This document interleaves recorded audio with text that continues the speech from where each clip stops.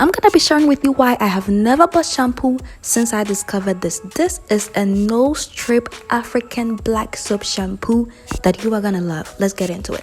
So first of all, what I do to prevent stripping my hair of all this moisture after washing my hair with the African Black Soap Shampoo is infusing herbs into it. And the first herb is neem powder, which strengthens your hair. Next herb, which I absolutely love, is hibiscus powder, improves hair elasticity, thereby reducing breakage, also moisturizes your hair. And my favorite, moringa, which is a powerhouse of nutrients. You cannot go without this herb. Like, this herb is my go-to. Now what you're gonna do is you're gonna make a hair spray, a hair mist, water, something with this. So first I'm just going to be adding about teaspoons or tablespoons, whatever spoons that you have. Just take not so much. Mine are blended, okay? It's in a powder form, so it has much more concentration than if you are using the raw leaves and stuff. Then you're gonna have to use a little bit more, but if you have the powders, don't use too much, okay? You're just gonna waste it. So you're just gonna put all of this into your pan, all the powders, and then you're going to add normal water. I'm using ordinary tap water, but of course you can use your distilled water or whatever kind of water that you have. So what we're going to do is we're going to stir this, and then we're going to put this on the stove, okay? Low to medium heat, not high heat, and allow this to boil. If you are a bit sensitive about the heat and losing the nutrients, you can definitely add warm water or hot water and just allow it to sit for maybe 2 to 3 hours, but I didn't have the time. So next we have our favorite African Black Soap. This is made in Ghana, handmade by our beautiful hardworking women who put the love and time and resources into giving us this soap, which contains so much nutrients, y'all. So what I'm going to be doing is I'm not going to be using all of that. No.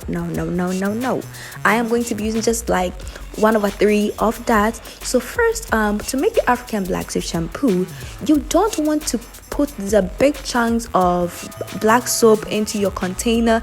That is going to take so much time to melt. I have been there. I have tried that, and it was frustrating. It was stressful, especially if you want it to be real fast. You don't have to do this. What I'm doing is I am chopping it into little bits, and if you don't have the knife, you can also use a grater. If your African Black Soap is on the harder side, to grate it into little pieces. But if your African Black Soap is soft like mine, you just have to use your knife to cut it into little chunks, and that is all. And after we back from the stove, you see our water has properly infused and all the herbs and the goodness are in there. So we're going to go ahead and sieve it out. Now this herb doesn't only moisturize your hair, thereby preventing the strip. That the African Black Soap is very clarifying, okay? It can really clarify your scalp, and when I say clarify, I mean clarify. By using these herbs, okay, are going to help to reduce that clarifying effect. I washed my hair today, well, and my hair wasn't stripped at all. And now this herbs that we are putting also have great effect. They have great nutrients on their own.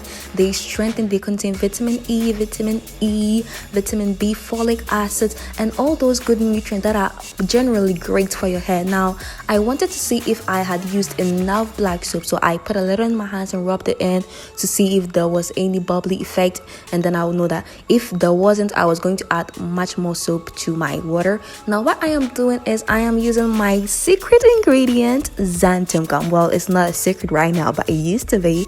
Xanthan gum, okay? This gum is necessary because, as you can see, I use so much of the water that has been infused with the herbs, so I need to thicken it up because nobody wants to be putting, liquid like flowing, no viscosity shampoo in their hair. So xanthan gum is my thickening agent. Now normally you would like to mix your xanthan gum with glycerin to create a slurry that is going to prevent any clumps in your shampoo, but I ran out of glycerin, and I figured that, okay, I am going to mix the xanthan gum with the water from the shampoo, and then that is going to give me a slurry. Then I am going to put it in my shampoo. This method has worked, but this time it didn't really work for me.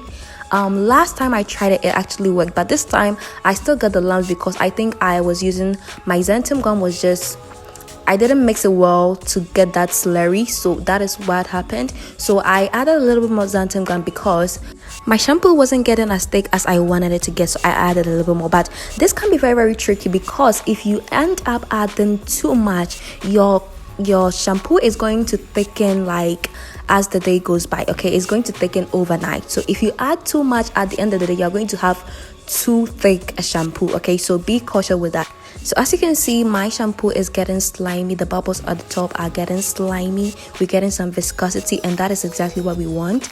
And I'm not going to add too much xanthan gum, okay? I'm just going to go ahead and bottle it up. It's already done. Some people sieve their black soap shampoo, but I don't sieve it because I think it's not necessary for me, but you can do that. So I went ahead to bottle it up, and this is how it looks.